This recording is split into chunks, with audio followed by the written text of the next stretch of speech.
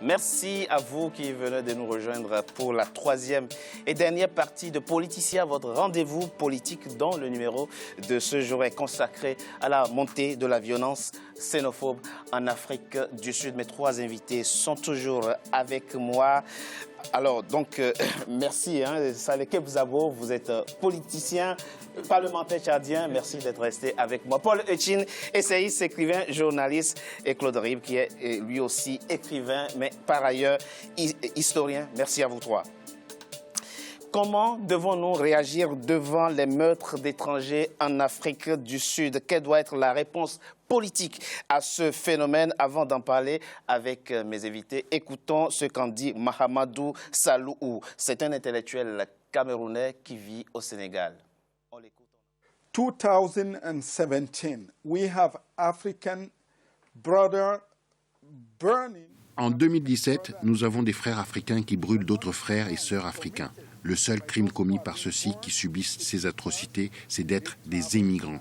Même en Europe, quand on parle de xénophobie, on n'a pas encore vu des Africains se faire lyncher sur la place publique de la sorte, pendant que certains prennent des photos et des vidéos qu'ils postent ensuite sur les réseaux sociaux. Mes chers frères et sœurs sud-africains, qu'est-ce qui vous arrive? Qu'est-ce qui vous traverse l'esprit? Je suis Camerounais, j'ai créé une université au Sénégal, je suis accueilli au Sénégal comme dans mon propre pays. Et des centaines de jeunes Sénégalais bénéficient de ce que mon équipe et moi apportons à leur pays.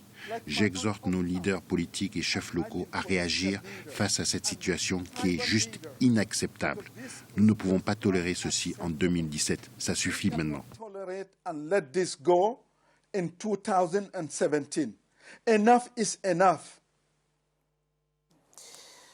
Saleh Kebzabo, on voit régulièrement l'Union européenne adopter des résolutions pour condamner la violence dans tel ou tel pays africain ou les restrictions des libertés fondamentales. Mais nos organisations, nos institutions sous-régionales et continentales, on ne les entend presque pas.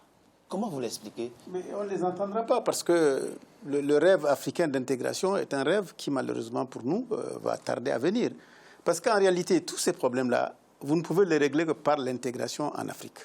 Il n'est pas normal, tout au long de l'émission, on a parlé d'étrangers. Moi, ça me fait mal qu'on dise de moi que je suis un étranger dans un pays africain. Moi qui voyage beaucoup, quand je vais dans n'importe quel pays en Afrique, je participe au débat en disant que je suis de ce pays-là. Je n'accepte pas qu'on me traite d'étranger. Mais il faut donc que, au-delà de nos politiques de développement et autres au plan régional, il faut qu'on accepte qu'on intègre de plus en plus la politique d'intégration régionale. Et il faut aussi, les historiens devraient intervenir dans ce débat pour expliquer à nos gouvernements qu'aucun pays au monde n'a développé son pays par lui-même et par ses propres citoyens sans qu'il y ait des gens qui viennent d'ailleurs pour participer au développement du pays. Regardez, les États-Unis, tous les grands pays sont faits de ça. La migration a toujours été un apport positif. Lorsque les Gabonais renvoient, les Nigérians renvoient, les Sud-Africains aujourd'hui, je dis non. Un pays comme l'Afrique du Sud a les moyens d'intégrer les Noirs, les étrangers qui viennent dans ce pays-là.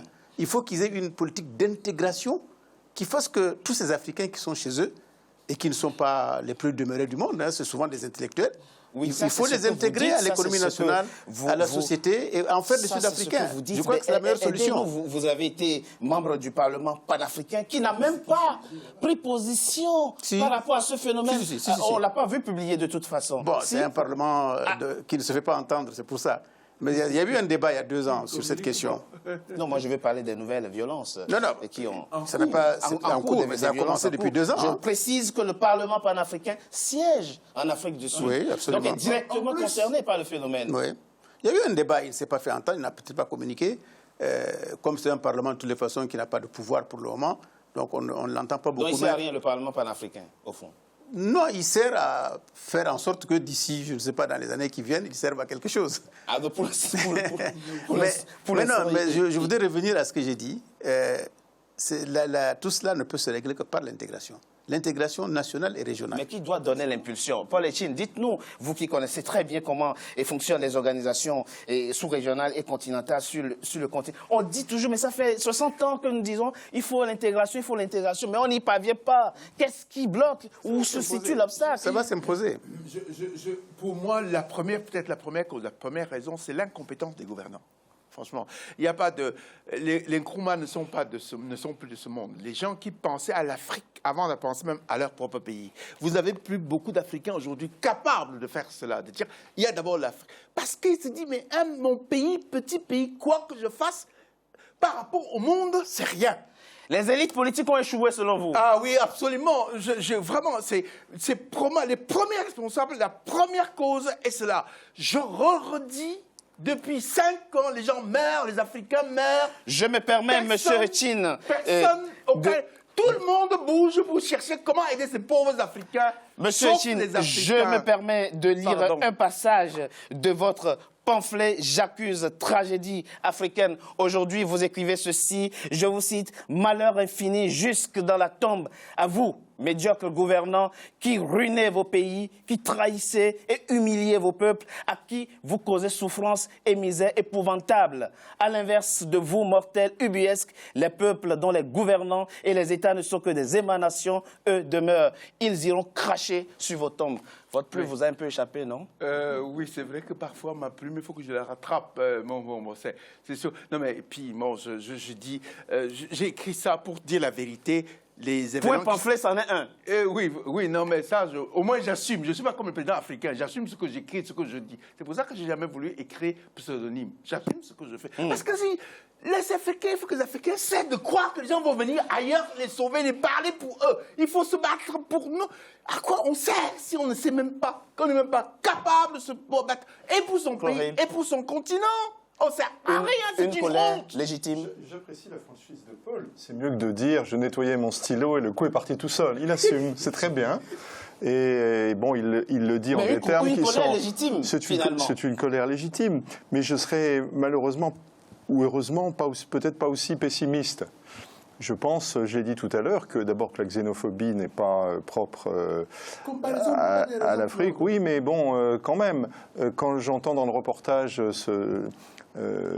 cet éminent observateur et commentateur qui dit qu'on n'a jamais vu des choses aussi violentes sur la place publique, on ne doit pas regarder les mêmes choses. Parce que moi, j'ai vu, il y a moins de 2 semaines, un Africain en train de se noyer dans un canal à Venise sous les insultes et l'indifférence de la population. Ça a circulé sur Internet. C'était assez violent aussi.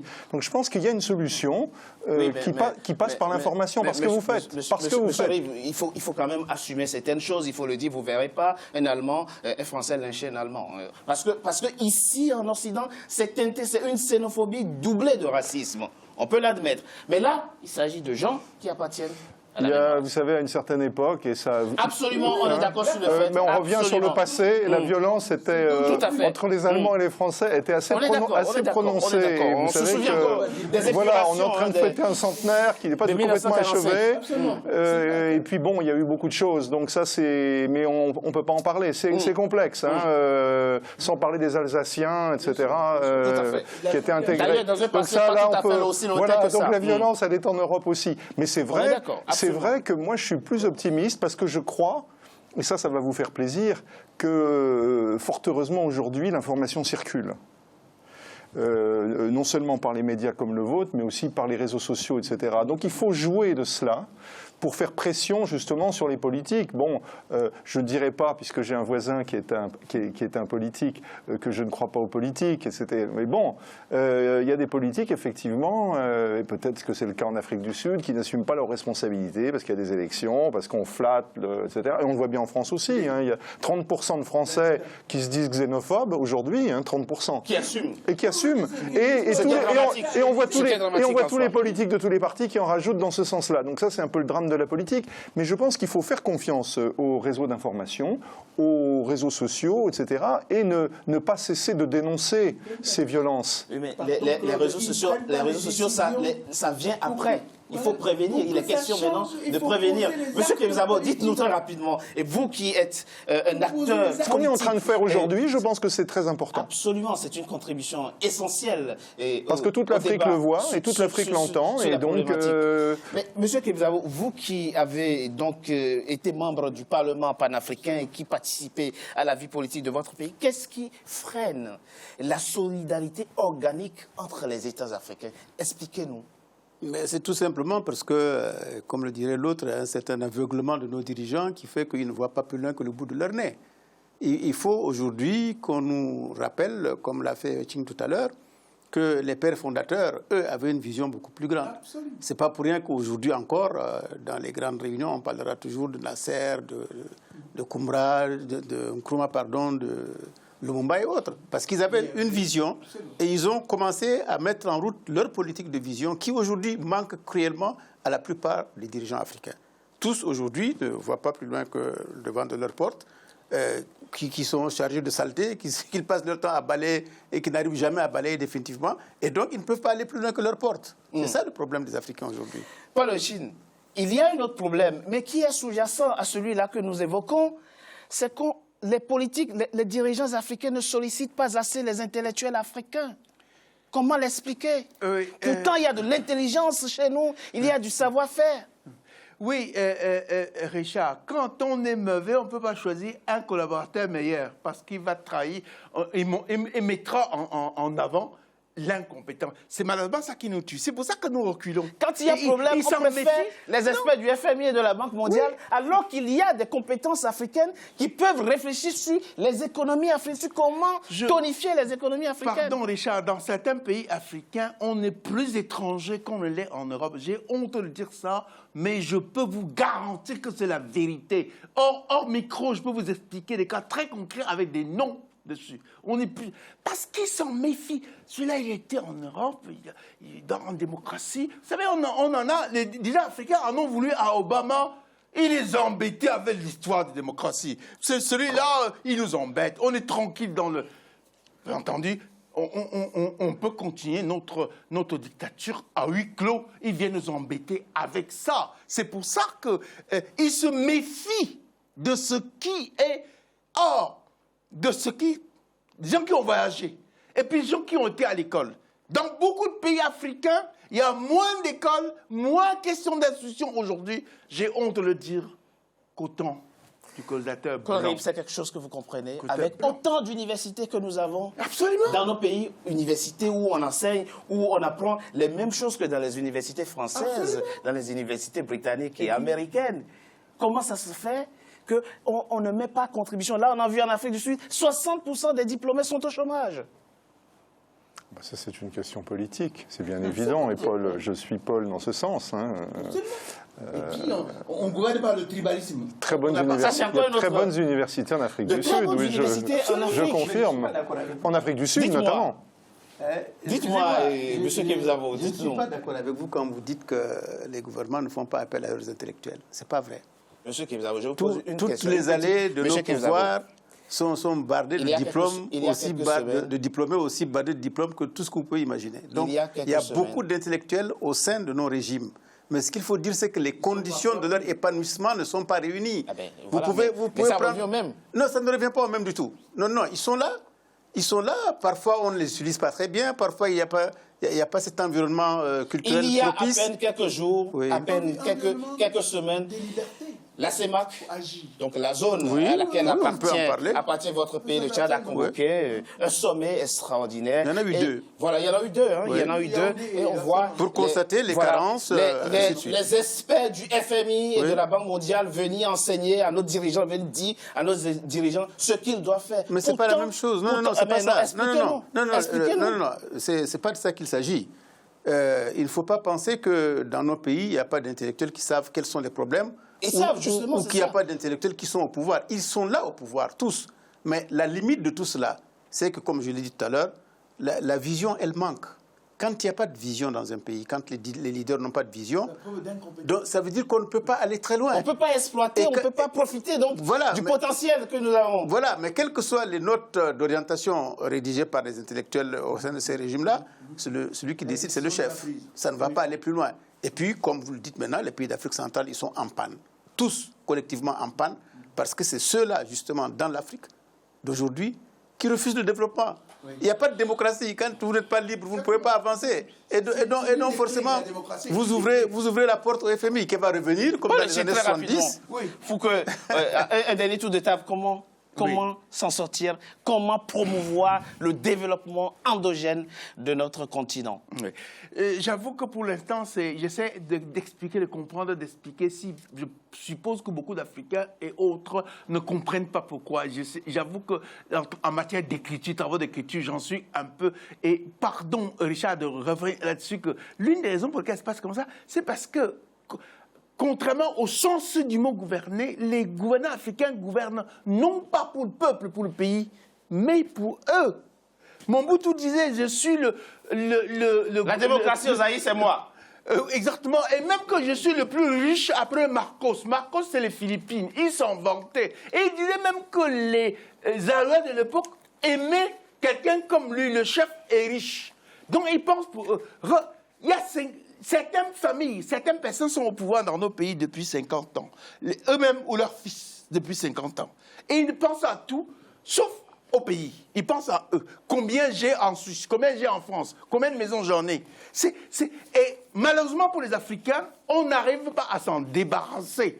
Quand on veut se débarrasser, il y a toujours quelqu'un là-bas, hors du continent, qui aide les délinquants criminels à continuer à être au pouvoir. Etienne, merci à vous d'avoir accepté notre invitation. Merci d'avoir participé à ce débat consacré donc à la montée de la violence xénophobe en Afrique du Sud. Vous êtes journaliste, écrivain, essayiste, auteur de plusieurs ouvrages, dont ce pamphlet « J'accuse, tragédie africaine d'aujourd'hui ». Évidemment, c'est d'une tragédie que nous avons débattu ce jour. Saleh Kebzabo, vous êtes parlementaire tchadien, chef de file de l'opposition tchadienne, très engagée pour la démocratie, l'alternance et le respect des libertés dans son pays a fonctionné sur le continent. Vous approfondissez la question sous d'autres formes, avec d'autres Tout à fait, nous aurons plus de temps et pour débattre effectivement de cette problématique-là. Claude Rib, écrivain, historien, auteur de plusieurs ouvrages. Vous aussi, merci à vous, d'avoir participé à ce débat. Mesdames et messieurs, c'est la fin de Politicia, votre rendez-vous politique. Je vous remercie d'avoir été nombreux à suivre. Restez sur Africa 24 pour la suite de nos programmes. À très bientôt pour un nouveau numéro de Politicia.